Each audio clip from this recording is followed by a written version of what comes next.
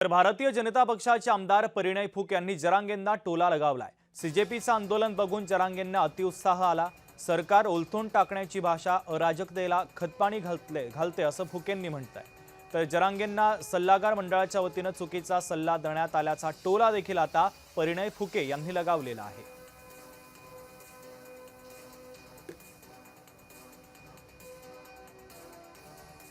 58 लाख नोंदी ज्या मिळाल्या त्या 58 लाख नोंदीचे मला प्रमाणपत्र पाहिजे आणि 58 लाख नोंदीचा डाटा मी 1 वर्षापासून मागतोय। सरकारला त्या नोंदी कमी करायच्यात जाणून बुजून 58 लाखाच्या। त्यांना 58 लाख प्रमाणपत्र मराठ्याला द्यायचे नाहीत, नोंदी कमी करायच्यात म्हणायचे फक्त एवढ्या सापाड्या। ते मी होऊ देणार नाही। वेळ आली तर मराठी आम्ही सरकार पाडणार। जर 58 लाख नोंदीतले एक बी नोंदी कमी केल्या तर आणखीनही दुरावा दुही निर्माण होऊ देऊ नका।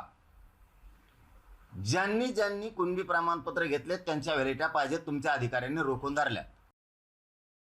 कॉक्रोच जनता पार्टीचं दिल्लीचं आंदोलन पाहून मनोज जरांगेजींना थोडंसं उरूक आलेलं आहे। एक या प्रकारची मागणी आणि कुठेतरी सरकारला आणि राज्याला वेठीस धरण्याचा हा जो मनोज जरांगेची भाषा आहे ही चुकीची आहे।